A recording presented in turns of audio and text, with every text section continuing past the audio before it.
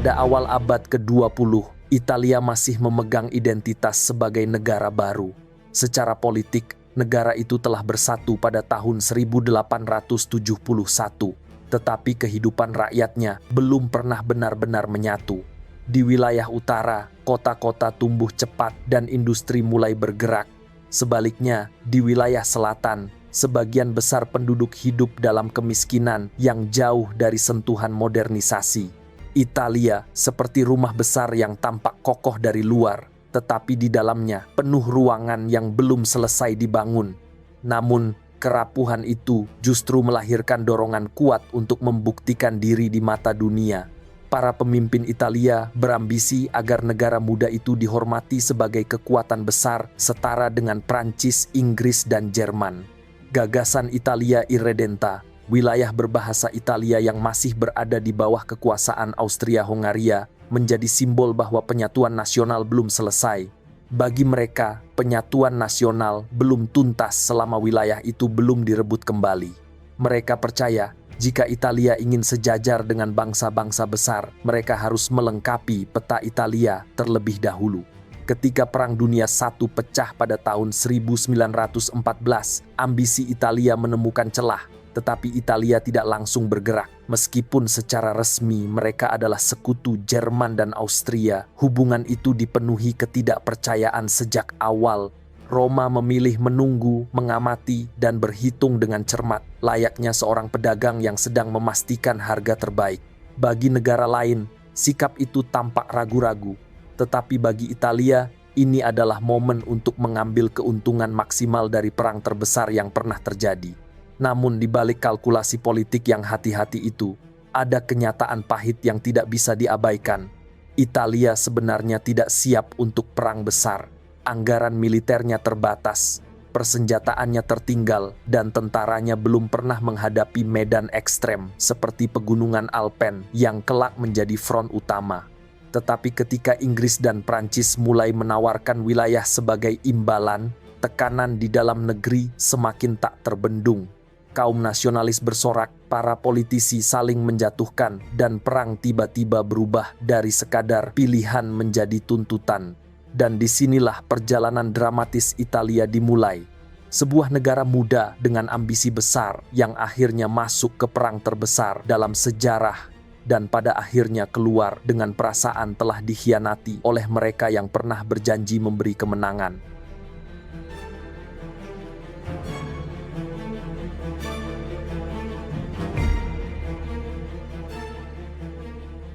Ketika kita melihat peta Eropa hari ini, Italia tampak sebagai satu negara yang utuh.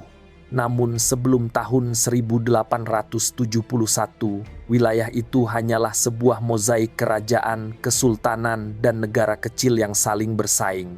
Ada kerajaan Sardinia di barat, kerajaan Dua Sisilia di selatan, beberapa negara kecil di tengah, dan tentu saja Kekaisaran Austria yang menguasai sebagian besar wilayah utara. Saat itu, tidak ada yang menyebut diri mereka orang Italia sebagai identitas tunggal. Kesetiaan mereka lebih terikat pada kota, wilayah, atau keluarga bangsawan setempat. Perubahan besar dimulai pada paruh pertama abad ke-19 ketika gagasan tentang Italia sebagai bangsa mulai tumbuh. Gerakan ini dikenal sebagai Risorgimento, yang berarti kebangkitan kembali. Di dalam gerakan Risorgimento itu, ada tokoh-tokoh dengan karakter yang sangat berbeda. Namun mereka memiliki satu tujuan yang sama, menyatukan seluruh tanah Italia. Di antara mereka, Camillo Cavour adalah otaknya. Sebagai Perdana Menteri Sardinia Piedmont, ia menyadari bahwa demi menyatukan Italia, diplomasi lebih penting daripada heroisme. Cavour bermain dalam politik internasional, memanfaatkan rivalitas Prancis dan Austria. Dalam buku Cavour and Garibaldi 1860, karya Denis McSmith, digambarkan betapa kompleksnya langkah-langkah Cavour yang sering disebut berpikir satu langkah lebih jauh dari lawan-lawannya. Namun penyatuan Italia tidak akan terjadi tanpa sosok karismatik Giuseppe Garibaldi. Berbeda dari Cavour yang bekerja di balik meja perundingan, Garibaldi memimpin perang di lapangan. Pasukannya yang dikenal sebagai 1.000 orang menaklukkan Sisilia dan bergerak ke selatan hanya dalam hitungan bulan. Aksinya begitu dramatis hingga sejarawan Lucy Rial dalam bukunya Garibaldi, Invention of a Hero, menyebutnya sebagai pahlawan yang lahir dari legenda tetapi hidup dalam kenyataan politik yang keras. Garibaldi menggerakkan rakyat, sementara Cavour menggerakkan negara. Di balik romantisme penyatuan itu, penyatuan Italia tidak berjalan mulus. Setelah tahun 1861, ketika kerajaan Italia secara resmi diproklamasikan, masalah baru justru bermunculan. Identitas nasional belum terbentuk, persatuan politik belum menghasilkan persatuan sosial yang nyata. Bahasa Italia standar belum dipakai secara luas. Mayoritas rakyat masih berbicara dalam dialek lokal. Selain itu, ekonomi utara dan selatan berbeda seperti dua dunia yang terpisah. Utara mulai menikmati industrialisasi, sementara selatan tetap terjebak dalam kemiskinan, feodalisme, dan minim infrastruktur. Kekurangan fundamental itu membuat banyak tokoh politik pesimis. Perdana Menteri Massimo d'Azeglio bahkan pernah berkata, "Italia telah dibuat, kini kita harus membuat orang Italia." Kalimat itu bukan sekadar sindiran, melainkan gambaran bahwa penyatuan politik belum menghasilkan persatuan sosial yang nyata. Pada akhirnya penyatuan Italia adalah kemenangan besar, tetapi sekaligus menjadi awal dari tantangan panjang. Negara itu kini resmi berdiri, tetapi fondasinya tidak sekuat yang terlihat di peta. Dan fondasi yang rapuh inilah yang memengaruhi setiap langkah diplomasi Italia ketika ia berusaha memasuki panggung kekuatan besar Eropa pada akhir abad ke-19.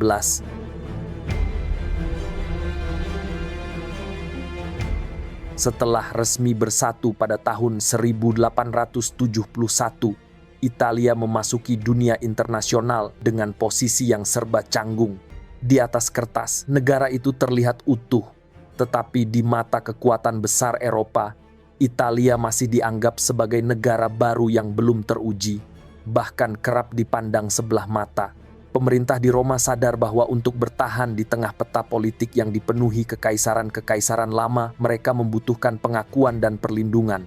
Kekhawatiran terbesar Italia saat itu adalah Austria-Hongaria. Meskipun perang sudah lama berakhir, ingatan tentang wilayah yang direbut Austria masih segar. Trentino, Tirol Selatan, dan sebagian Venezia Giulia adalah luka terbuka dalam memori kolektif Italia. Di Roma, para pejabat meyakini bahwa tanpa aliansi yang kuat, Italia bisa kembali diserang kapan saja. Sejarawan Paul Ginsborg dalam bukunya A History of Contemporary Italy menggambarkan bagaimana rasa takut menjadi fondasi banyak keputusan diplomatik Italia pada periode awal ini. Masalahnya, Italia bukan hanya takut diserang, mereka juga takut diisolasi. Wilayahnya relatif miskin sumber daya alam, ekonominya masih tertinggal, dan angkatan bersenjatanya belum mampu menandingi negara-negara besar. Untuk membangun posisi internasional yang stabil, Roma membutuhkan sekutu dan pasar. Disinilah hubungan dengan Jerman dan Inggris mulai memainkan peran penting. Jerman menjadi mitra yang memasok teknologi serta peralatan industrial, sementara Inggris memberi akses perdagangan dan memastikan jalur laut tetap aman. Namun diplomasi Italia pada periode ini sering terlihat ragu-ragu. Pemerintah Roma mencoba mendekati Prancis, tetapi kecurigaan kolonial di Afrika Utara membuat hubungan itu mudah retak. Mereka juga mempertimbangkan kerjasama dengan Inggris, tetapi London lebih tertarik menjaga keseimbangan kekuatan daripada memberi perlindungan konkret. Alhasil, Italia bergerak seperti pedagang yang masih mencari harga terbaik, berpindah dari satu peluang ke peluang lain tanpa kepastian yang benar-benar menguntungkan. Situasi ini semakin mendesak ketika Jerman di bawah Otto von Bismarck mulai membangun sistem aliansi yang menguasai Eropa Tengah. Bismarck tahu bahwa Italia adalah negara dengan posisi lemah, tetapi memiliki potensi strategis. Ia melihat Italia bukan sebagai kekuatan besar, melainkan sebagai pion yang dapat menambah tekanan diplomatik pada Prancis dan Austria. Bagi Italia sendiri, meskipun posisinya tidak ideal, tawaran keamanan dari Berlin terasa lebih realistis dibandingkan menunggu simpati dari negara lain. Dengan semua kecemasan geopolitik itu, takut diserang, takut diisolasi, dan takut tertinggal, Italia akhirnya menyadari bahwa berdiri sendirian bukanlah pilihan. Untuk bertahan, mereka harus masuk ke salah satu blok kekuatan besar Eropa. Dan keputusan besar itu akhirnya datang pada tahun 1882 ketika Roma memilih bergabung ke dalam sebuah aliansi militer. Keputusan yang akan mengubah arah politik Italia selama 3 dekade ke depan. Ketika Italia menandatangani Triple Alliance pada tahun 1882, banyak pejabat di Roma merasakan satu hal yang janggal. Mereka baru saja masuk ke dalam aliansi militer bersama 2 kekuatan besar, Jerman dan Austria-Hongaria. Padahal salah satu dari mereka adalah musuh sejarah Italia. Austria bukan sekadar tetangga. Austria adalah kekuatan yang selama berabad-abad mendominasi wilayah Italia Utara dan menahan ambisi penyatuan nasional. Menjadi sekutu Austria terasa seperti bekerja dengan seseorang yang dulu pernah menjajah rumah sendiri. Namun perjanjian Triple Alliance dibuat dengan tujuan defensif. Isi perjanjiannya jelas. Jika salah satu anggota diserang, 2 lainnya wajib memberi bantuan. Tetapi jika salah satu anggota memulai agresi, kewajiban itu tidak berlaku. Di atas kertas aturan ini terlihat adil, tetapi dalam praktiknya justru menjadi sumber kecurigaan. Italia tahu bahwa Austria memiliki kepentingan di Balkan dan kerap bertindak agresif, sehingga Roma khawatir suatu hari mereka dipaksa membela tindakan yang tidak pernah mereka setujui. Sejarawan Richard James Boone Bosworth dalam bukunya Italy and the Wider World menulis bahwa Italia sebenarnya masuk aliansi bukan karena merasa cocok, tetapi karena tidak punya banyak pilihan. Mereka membutuhkan perlindungan diplomatik, terutama dari Prancis yang saat itu menjadi rival di Afrika Utara. Italia bahkan nyaris berperang dengan Prancis karena persaingan kolonial, dan Triple Alliance menjadi pengaman sementara. Meskipun rapuh, tetapi Roma tidak sepenuhnya mempercayai sekutunya. Mereka menjalankan apa yang kemudian dikenal sebagai politik 2 kaki. 1 kaki di Berlin dan Wina, sementara kaki lainnya diam-diam diarahkan ke London dan Paris. Diplomasi rahasia ini memungkinkan Italia menjaga jarak dari Austria sambil tetap membuka peluang kerjasama jika arah angin politik Eropa berubah. Dalam buku The Pursuit of Italy, sejarawan David Gilmour menggambarkan Italia sebagai sekutu yang selalu siap membelot jika ada tawaran yang lebih menguntungkan. Ketegangan semakin membesar ketika Balkan menjadi pusat krisis Eropa. Kekaisaran Austria-Hongaria ingin memperluas pengaruhnya, sementara Italia menganggap langkah itu sebagai ancaman langsung terhadap mimpi Italia Irredenta. Italia takut Austria memperkuat cengkeramannya di wilayah yang justru ingin direbut Roma. Situasinya seperti 2 orang sekamar yang pura-pura akur, tetapi saling mencurigai setiap kali yang lain bergerak. Di luar Eropa, ambisi kolonial Italia justru memperburuk reputasinya. Kekalahan memalukan di Adwa pada tahun 1896 ketika pasukan Ethiopia berhasil mengalahkan tentara Italia, menciptakan luka mendalam dalam harga diri nasional. Namun hal itu tidak menghentikan Roma. Pada tahun 1911, mereka menyerang Libya yang saat itu berada di bawah kekuasaan Ottoman. Invasi itu berhasil, tetapi membuktikan bahwa Italia lebih haus prestise daripada stabilitas diplomatik. Dengan segala konflik internal, ambisi setengah matang, dan hubungan yang penuh keraguan, posisi Italia di Triple Alliance terus melemah secara emosional. Secara resmi mereka adalah sekutu Jerman dan Austria, tetapi hati dan kepentingan Italia justru mengarah ke tempat lain. Mereka berada di aliansi yang sama, namun tidak pernah benar-benar berada di pihak yang sama. Ketegangan ini terus menumpuk, dan semuanya akan pecah ketika Perang Dunia I meletus.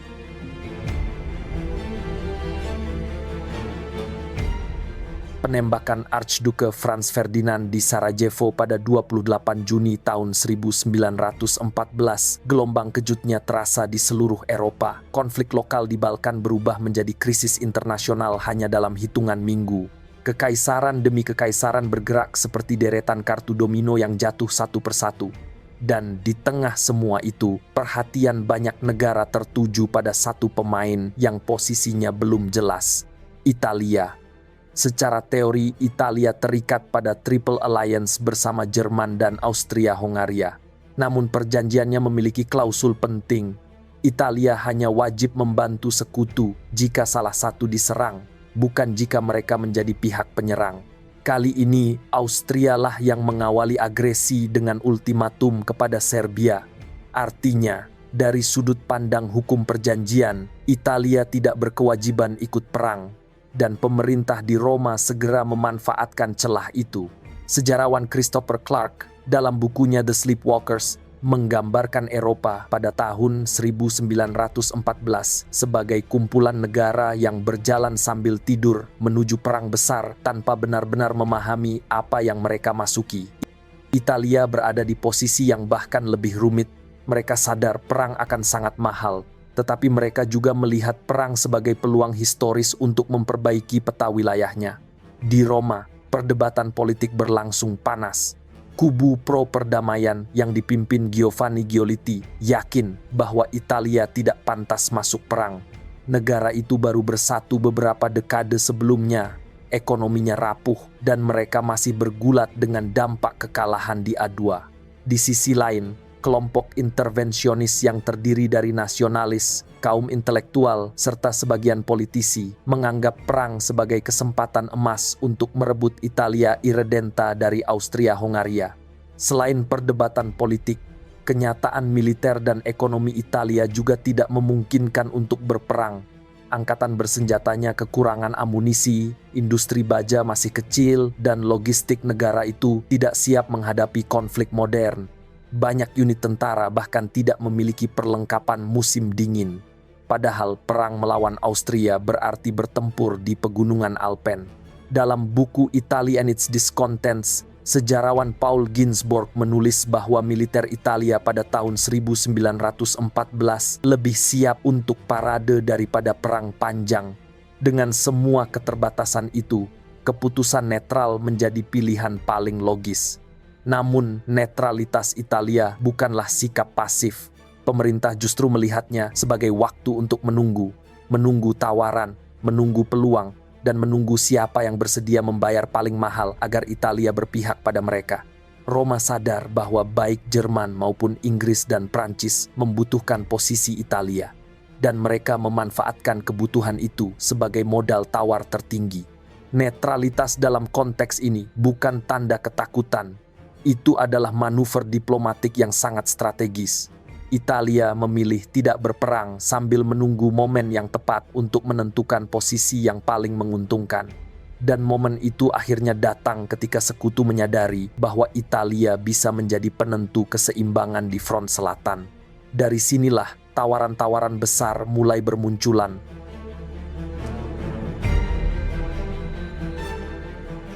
Ketika Italia memutuskan untuk tetap netral pada tahun 1914, negara-negara besar segera menyadari bahwa diamnya Italia bukan tanda pasif.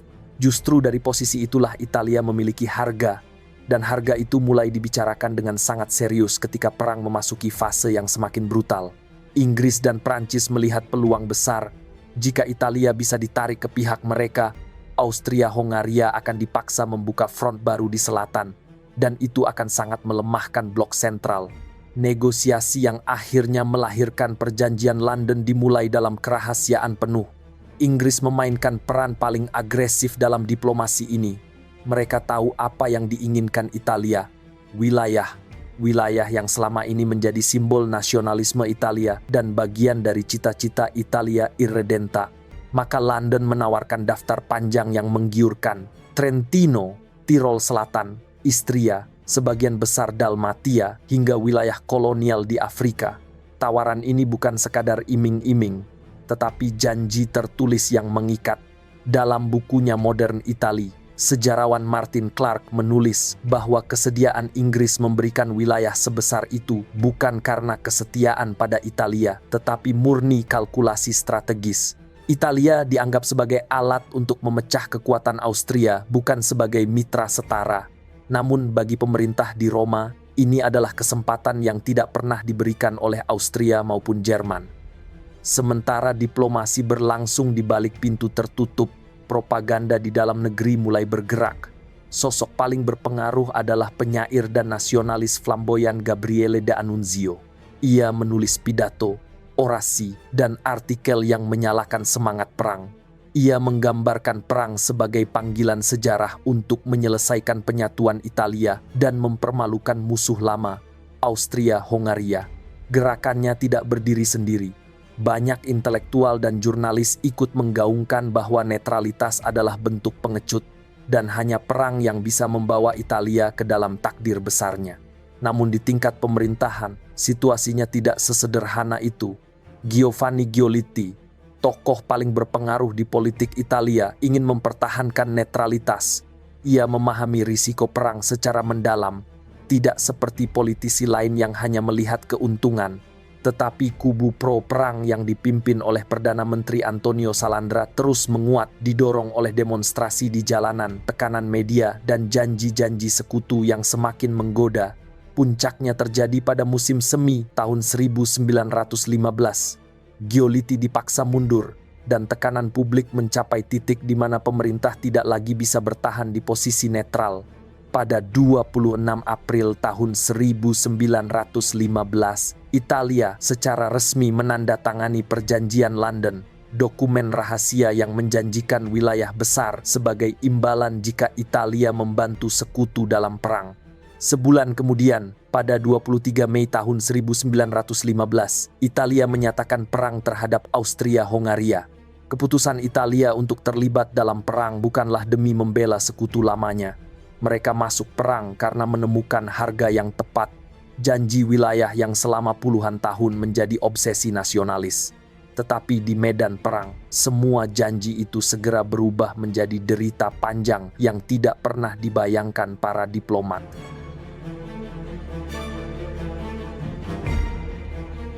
Begitu Italia resmi masuk Perang Dunia I, para tentara segera dikirim ke salah satu front paling ekstrem di seluruh Eropa, Pegunungan Alpen dan sepanjang Sungai Isonzo. Tidak seperti Perang Parit di Prancis, front Italia menghadirkan lanskap yang hampir mustahil. Tebing-tebing vertikal, jurang dalam, salju tebal, dan angin dingin yang bisa membunuh sebelum peluru sempat ditembakkan.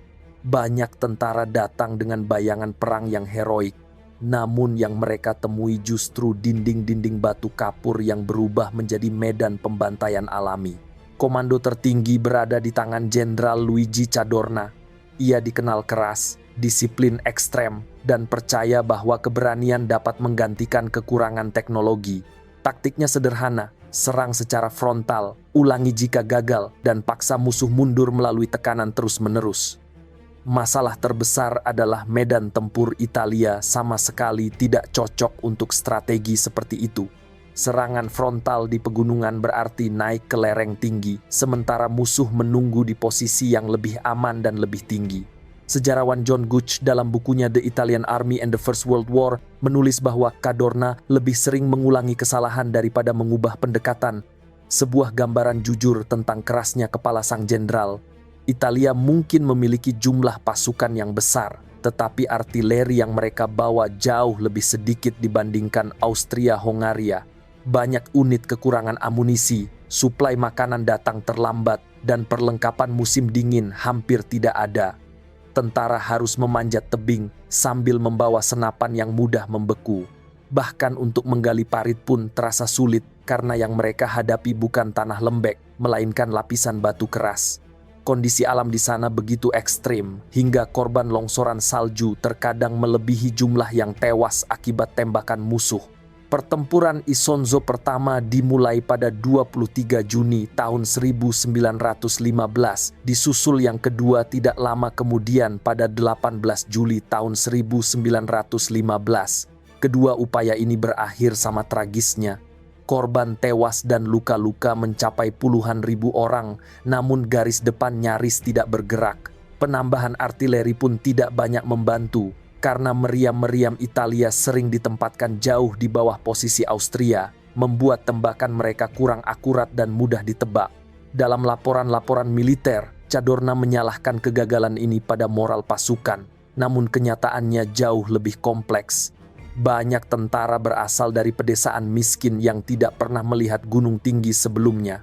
Mereka menghadapi suhu beku, kurang tidur, dan serangan musuh dari posisi yang nyaris mustahil ditembus.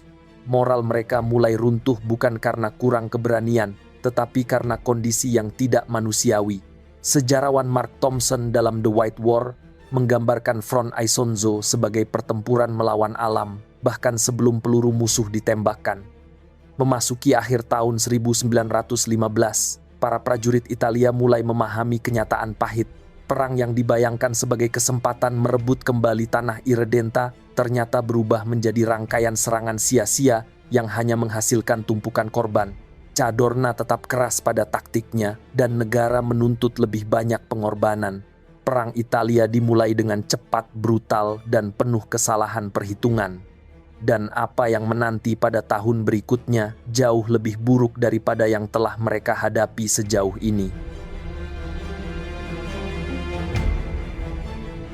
Awal tahun 1916 membawa kejutan pahit bagi Italia. Selama ini Jenderal Cadorna menghabiskan energi dan pasukan di sepanjang sungai Isonzo, meyakini bahwa Austria-Hongaria akan bertahan di garis tersebut. Ternyata, kesibukan Italia di timur hanya membuka peluang bagi musuh untuk menyerang dari arah yang jauh lebih rapuh, Pegunungan Trentino. Serangan yang dikenal sebagai Strafe Expedition atau ekspedisi hukuman menjadi pukulan besar yang hampir memutus jantung pertahanan Italia. Pasukan Austria memulai serangan mereka dari posisi yang jauh lebih tinggi, bergerak melalui jalur pegunungan yang selama ini dianggap terlalu berbahaya untuk perang berskala besar. Serangan ini membuat tentara Italia kelabakan. Unit-unit di garis depan tidak mendapat peringatan yang jelas dari komando pusat, dan koordinasi antara Cadorna dan para komandan lapangan pun memburuk. Banyak laporan dari medan tempur tiba terlambat atau bahkan diabaikan. Sejarawan John Gooch dalam The Italian Army and the First World War menggambarkan momen ini sebagai retakan besar dalam struktur komando Italia, di mana perintah dari pusat tidak lagi mencerminkan realitas lapangan. Tentara di bawah harus berjuang sendiri tanpa strategi yang jelas, sementara posisi mereka terus ditekan dari ketinggian. Di ketinggian 2.000 hingga 3.000 meter, perang berubah menjadi ujian ketahanan yang hampir tidak manusiawi. Udara tipis, suhu bisa turun drastis, dan pasukan harus menggali parit serta pertahanan di antara hamparan batu dan es yang membeku. Banyak tentara kehilangan jari akibat radang dingin, dan ada yang tewas hanya karena terpeleset di tebing yang licin. Longsoran salju bisa datang tiba-tiba, menyapu seluruh unit tanpa memberi kesempatan untuk menyelamatkan diri. Seringkali musuh bukanlah peluru Austria, tetapi alam itu sendiri. Dalam situasi yang semakin kritis ini, Cadorna kembali mengambil keputusan yang memperburuk keadaan. Alih-alih mengevaluasi pendekatan strategi, ia menyalahkan para prajurit. Ia percaya bahwa kekalahan terjadi akibat kurangnya semangat juang, bukan akibat perencanaan yang buruk. Ia menerapkan disiplin ekstrem, termasuk perintah eksekusi terhadap tentara yang dianggap pengecut atau tidak patuh. Metode keras ini membuat moral pasukan semakin jatuh. Banyak tentara lebih takut pada komando sendiri daripada pada musuh di depan mereka. Sementara itu, Cadorna tetap bersikeras melanjutkan operasi di Isonzo. Serangan demi serangan kembali diluncurkan dengan pola yang sama seperti tahun sebelumnya. Serangan frontal menghabiskan banyak nyawa, tetapi hampir tidak mengubah garis tempur. Hasilnya selalu sama, korban membludak, wilayah nyaris tidak bergerak, dan pasukan semakin lelah secara fisik maupun mental. Menjelang akhir tahun 1916, semakin jelas bahwa strategi Cadorna tidak lagi berfungsi. Ia kehilangan kontrol terhadap medan, kehilangan kepercayaan dari bawahannya, dan perlahan kehilangan legitimasi di mata pemerintah. Perang Italia terjebak dalam lingkaran taktik lama yang tidak berhasil, tetapi tetap dipertahankan. Cadorna semakin kehilangan kendali, baik secara moral maupun strategi, dan tanpa disadari, kondisi ini sedang menyiapkan panggung bagi bencana terbesar yang akan mengguncang Italia pada tahun berikutnya. Memasuki musim gugur tahun 1917, Italia berada dalam kondisi yang sangat rapuh. 2 tahun perang yang sia-sia di Isonzo telah menghabiskan tenaga, amunisi, dan moral tentara. Banyak unit bertempur tanpa kejelasan arah, sementara kepercayaan terhadap Jenderal Cadorna terus menurun. Di tengah kelelahan ini, Austria-Hongaria dan Jerman melihat kesempatan. Mereka merencanakan operasi besar-besaran yang akan mengguncang seluruh garis pertahanan Italia. Serangan Caporetto. Berbeda dari serangan sebelumnya, kali ini musuh datang dengan taktik baru. Taktik infiltrasi yang dikembangkan unit elit Jerman, Sturmtruppen atau pasukan serbu. Alih-alih menyerang secara frontal, mereka bergerak dalam kelompok kecil yang cepat dan fleksibel. Mereka menghindari titik pertahanan kuat, lalu menembus celah-celah kecil yang tidak dijaga rapat. Begitu masuk, mereka menyerang komunikasi, memotong jalur suplai, kemudian bergerak ke belakang garis untuk menciptakan kekacauan total. Serangan dimulai sebelum fajar pada 24 Oktober tahun 1917 di tengah kabut tebal yang menutupi lembah Isonzo. Kabut itu menjadi sekutu alami bagi pasukan Jerman dan Austria. Banyak posisi Italia tidak melihat musuh sampai mereka sudah berada di jarak tembak dekat. Peluru artileri yang ditembakkan dari posisi tinggi menambah kepanikan. Dalam hitungan jam, garis depan Italia mulai runtuh. Bukan sekadar mundur, tetapi runtuh total seperti pintu yang patah engselnya. Kelelahan tentara, komunikasi yang kacau, dan ketidakmampuan komando pusat memperburuk keadaan. Beberapa unit menyerah tanpa perlawanan berarti, sementara yang lain mundur jauh sebelum diperintahkan. Dalam waktu kurang dari 2 hari, kekacauan menyebar ke seluruh sektor. Puluhan ribu tentara terputus dari unitnya. Sebagian terjebak, sebagian lain memilih menyerah. Pada akhir pekan pertama serangan, sekitar 300.000 tentara Italia hilang, tewas, tertangkap atau kabur tanpa koordinasi. Itu menjadi kehilangan terbesar yang dialami Italia selama perang. Dampaknya tidak hanya militer, tetapi juga sosial.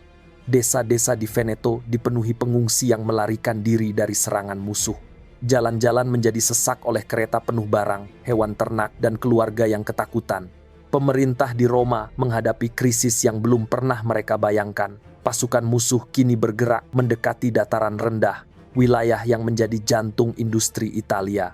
Pemerintah segera menggelar rapat darurat. Sikap keras kepala Cadorna tidak lagi bisa ditoleransi. Ia terus menyalahkan prajurit atas kegagalan ini, padahal masalah utamanya adalah kesalahan strategi dan kepemimpinannya. Ia akhirnya diberhentikan dan digantikan oleh Jenderal Armando Diaz, seorang komandan yang lebih realistis, lebih manusiawi, dan lebih mampu membaca kondisi medan. Kekalahan di Caporetto juga memaksa sekutu Italia turun tangan. Inggris dan Prancis mengirim pasukan tambahan ke garis pertahanan baru di Sungai Piave untuk memastikan Italia tidak jatuh sepenuhnya. Kedatangan pasukan sekutu bukan hanya bantuan, tetapi juga sinyal bahwa krisis ini sudah berada pada tingkat yang mengancam keseimbangan seluruh perang. Di seluruh Italia, Caporetto dikenang sebagai bencana nasional yang memalukan, bukan sekadar kekalahan militer, tetapi kegagalan kepemimpinan dan strategi. Serangan yang berlangsung hanya beberapa hari telah menghancurkan upaya yang dibangun selama 2 tahun. Namun krisis besar sering menjadi titik balik. Caporetto memaksa Italia merombak cara berpikir, cara memimpin, dan cara bertempur.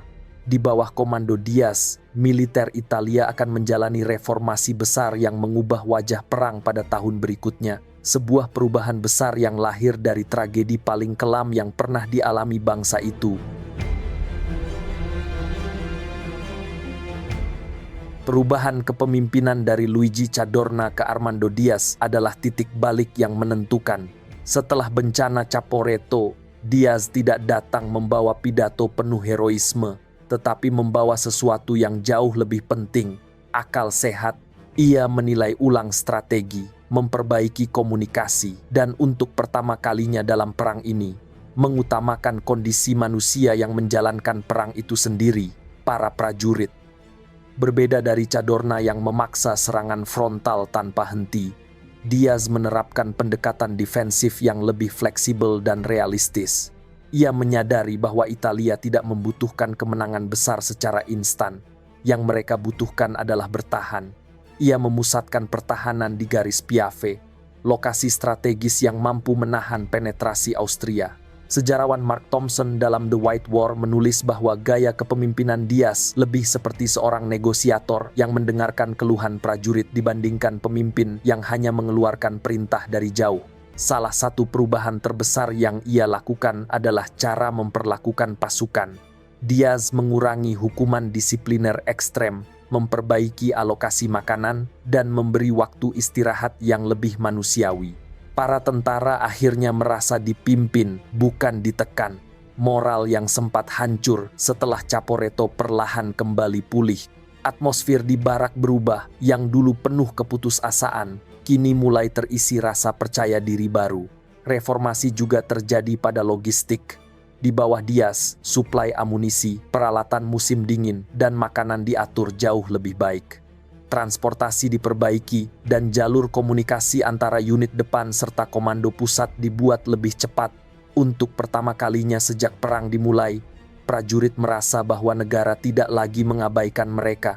Dalam bukunya Morale and the Italian Army During the First World War, sejarawan Vanda Wilcox menggambarkan reorganisasi ini sebagai pemulihan yang lebih bersifat psikologis daripada teknis, dan keduanya terbukti sama pentingnya. Sementara Italia mulai membaik, Austria-Hongaria justru mengalami pembusukan dari dalam. Kekaisaran multi-etnis itu terpecah oleh konflik nasionalisme, kelaparan, dan krisis politik. Banyak unit Austria kelelahan, kekurangan makanan, dan mengalami demoralisasi. Di beberapa wilayah, tentara menolak perintah atau bahkan membelot. Italia menyadari kesempatan ini, namun berbeda dengan masa Cadorna, Diaz tidak tergesa-gesa menyerang. Ia menunggu front musuh melemah lebih jauh sambil memperkuat barisan sendiri. Kesempatan itu akhirnya datang pada awal tahun 1918. Pasukan Italia berhasil menahan serangan besar Austria di Piave. Kemenangan kecil tetapi sangat penting untuk memulihkan kepercayaan diri nasional. Setelah itu, kemenangan di Monte Grappa mempertegas bahwa strategi bertahan Diaz mulai membuahkan hasil. Front Italia perlahan berubah dari garis ketakutan menjadi garis harapan. Menjelang akhir tahun 1918, kondisi sudah sangat berbeda dibandingkan tahun sebelumnya. Pasukan Italia lebih stabil, kepemimpinan lebih dewasa, dan lawan mereka semakin runtuh dari dalam. Italia akhirnya menemukan ritme perang yang selama ini mereka cari. Ritme yang tidak bergantung pada fanatisme, tetapi pada disiplin, kehati-hatian, dan pemahaman mendalam tentang kemampuan sendiri. Semua pergerakan ini, perlahan tetapi pasti, mengarah pada satu momen besar. Serangan terakhir yang akan menentukan nasib front Italia dan masa depan perang itu sendiri.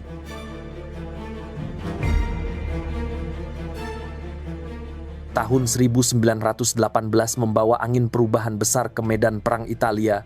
Setelah 2 tahun penuh kegagalan dan 1 bencana besar di Caporetto, front Italia akhirnya berada di titik stabil. Di bawah komando Armando Diaz, tentara tidak lagi bergerak tanpa arah. Mereka berdiri lebih tenang, lebih siap, dan lebih percaya diri. Ketika Austria-Hongaria semakin melemah dari dalam, Diaz tahu bahwa waktu untuk bergerak sudah tiba. Momentum itu datang pada akhir Oktober tahun 1918 dalam operasi yang kemudian dikenal sebagai Pertempuran Vittorio Veneto. Serangan ini direncanakan dengan hati-hati.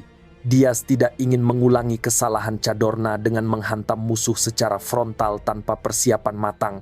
Kali ini, strategi Italia jauh lebih rapi. Pasukan dikerahkan dari beberapa arah, melalui Piave, dari dataran rendah, dan dari jalur pegunungan, menciptakan tekanan simultan yang sulit dihadapi musuh. Artileri Italia, yang sebelumnya selalu kalah jumlah, kini ditempatkan lebih efektif sehingga mampu membuka celah di garis pertahanan Austria. Sejarawan John Gooch dalam The Italian Army and the First World War menulis bahwa Vittorio Veneto adalah momen ketika struktur lama Austria retak sekaligus. Kekaisaran itu sudah tidak mampu menahan serangan terkoordinasi. Tentara Austria bukan hanya kalah secara militer, tetapi juga terpecah secara politik. Di belakang garis depan, suku-suku bangsa yang membentuk Austria-Hongaria seperti Ceko, Kroasia, Slovenia, dan lainnya mulai bergerak menuju kemerdekaan. Kekaisaran itu seperti bangunan besar yang selama ini terlihat kokoh, tetapi sebenarnya penuh retakan yang menunggu waktu untuk runtuh. Di medan tempur, tekanan Italia semakin tak tertahankan. Unit-unit Austria mundur cepat. Sebagian menyerah, sebagian bubar tanpa kembali ke garis mereka. Dalam beberapa hari, pertahanan Austria runtuh total. Tentara Italia bergerak jauh ke depan, merebut wilayah-wilayah yang selama puluhan tahun menjadi simbol luka nasional, Trentino, Tirol Selatan, hingga Tirol Timur. Apa yang gagal dicapai dengan ratusan ribu korban di Isonzo akhirnya tercapai dalam hitungan minggu. Runtuhnya Kekaisaran Habsburg menjadi bagian paling dramatis dari kemenangan ini. Negara besar yang pernah mendominasi Eropa Tengah terbelah dalam waktu singkat. Pemerintah Austria mengakui kekalahan dan meminta gencatan senjata pada 3 November tahun 1918. Mereka menandatangani perjanjian Villa Giusti, menandai berakhirnya Front Italia sekaligus runtuhnya kekuasaan Habsburg. Italia merayakan kemenangan itu dengan bangga. Setelah bertahun-tahun dianggap pihak yang lemah dan ragu-ragu, mereka kini berdiri sebagai pemenang militer. Vittorio Veneto menjadi bagian dari mitologi nasional, simbol bahwa Italia mampu bangkit dari kehancuran Caporetto dan menutup perang dengan kepala tegak.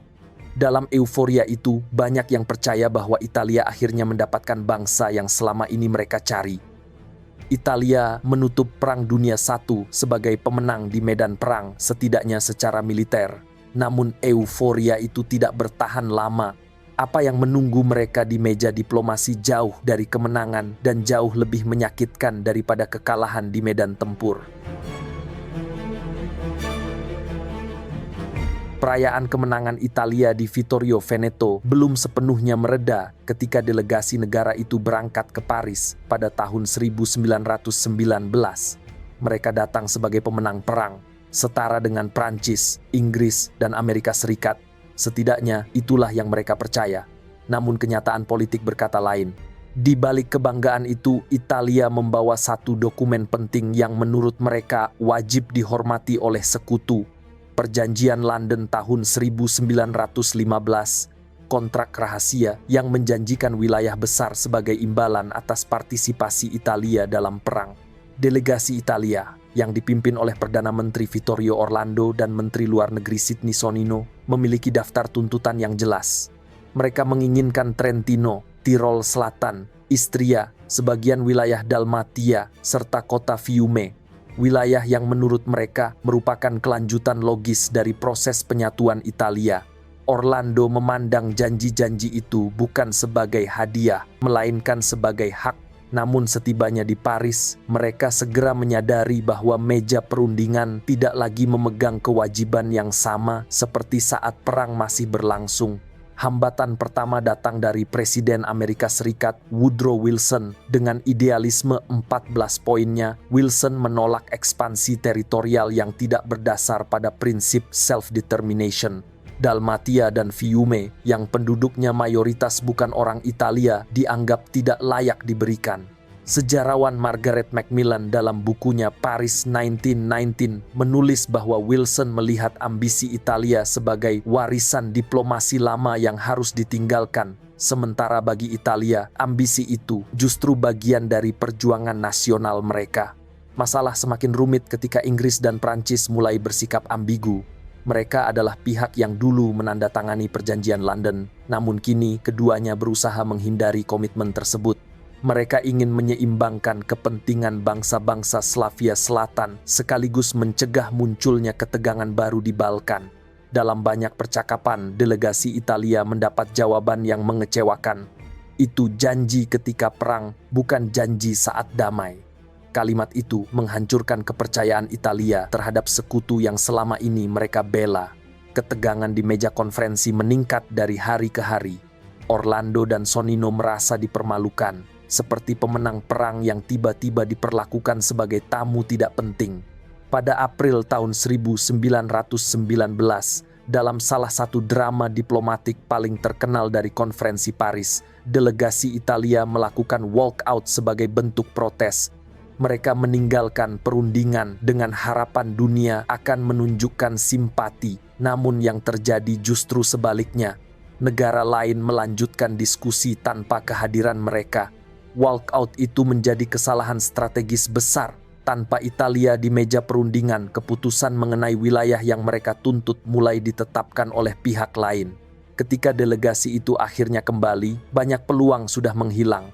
Italia memang memperoleh beberapa wilayah seperti Trentino, Tirol Selatan, dan Istria, namun mereka gagal mendapatkan Dalmatia dan Fiume, wilayah yang telah lama menjadi simbol nasionalisme Italia. Perasaan dikhianati ini kemudian melahirkan metafora nasional, Vittoria Mutilata, kemenangan yang terpotong. Istilah itu pertama kali dipopulerkan oleh para nasionalis dan kemudian menjadi bagian dari amarah kolektif rakyat Italia. Mereka merasa telah memenangkan perang dengan pengorbanan besar, tetapi menerima imbalan yang tidak sepadan. Narasi ini memicu gelombang frustrasi, rasa kecewa, dan kemarahan politik di dalam negeri. Dalam bukunya The Legacy of the Great War, sejarawan J. Winter menggambarkan suasana Italia pasca perang sebagai negara pemenang yang merasa kalah. Ungkapan itu merangkum pengalaman Italia. Secara militer mereka menang, namun secara diplomatik mereka dipermalukan. Italia merasa dibohongi oleh sekutu, dan luka inilah yang menjadi salah satu sumbu utama ketidakstabilan politik setelah perang. Luka yang akan membentuk arah sejarah Italia selama 2 dekade berikutnya, dengan konsekuensi yang jauh lebih besar daripada sekadar persoalan batas wilayah.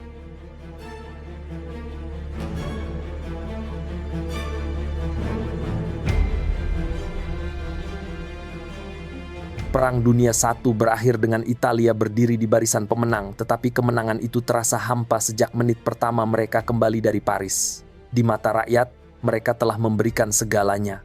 600.000 nyawa, miliaran lira, dan 4 tahun penderitaan di pegunungan yang membeku. Namun dunia tidak memberikan penghargaan yang mereka bayangkan. Di medan perang mereka berhasil menaklukkan pasukan Austria, tetapi di meja diplomasi mereka gagal menaklukkan ketidakadilan. Kekecewaan itu berubah menjadi luka kolektif. Di setiap kota, para veteran kembali dengan tubuh rusak dan masa depan yang tidak jelas. Banyak dari mereka menemukan negeri yang tidak siap menyambut kepulangan mereka. Ekonomi kacau, pekerjaan sulit, dan rasa bangga yang dulu diharapkan muncul justru berubah menjadi pertanyaan yang menggantung. Untuk apa pengorbanan itu semua? Dalam suasana inilah istilah Vittoria Mutilata atau kemenangan yang terpotong menjadi bagian dari perasaan nasional. Istilah itu menyebar bukan hanya sebagai kritik diplomatik, tetapi sebagai refleksi identitas. Sebuah bangsa muda yang merasa tidak dihargai, tidak dihormati, dan tidak diperlakukan setara oleh sekutu-sekutunya. Perasaan ini mempengaruhi seluruh spektrum politik dari veteran garis depan hingga kaum intelektual. Sejarah Italia dalam Perang Dunia I bukan hanya tentang Isonzo, Caporetto, atau Vittorio Veneto. Ini adalah kisah tentang negara yang mencoba membuktikan diri di panggung dunia, namun justru tersandung oleh ambisi besar dan harapan yang tidak sejalan dengan realitas geopolitik. Perang itu memang menyatukan sebagian peta Italia, tetapi tidak menyatukan jiwanya. Italia memasuki perang dengan mimpi menjadi kekuatan besar. Mereka keluar dari perang dengan kemenangan pahit yang justru membuka jalan bagi masa depan yang lebih gelap. Masa depan yang dibentuk oleh amarah, kekecewaan, dan kebutuhan akan pemimpin yang menjanjikan pemulihan harga diri bangsa. Dan di balik semua itu, satu pertanyaan tetap menggema. Apakah harga dari sebuah kemenangan benar-benar sebanding dengan luka yang ditinggalkannya?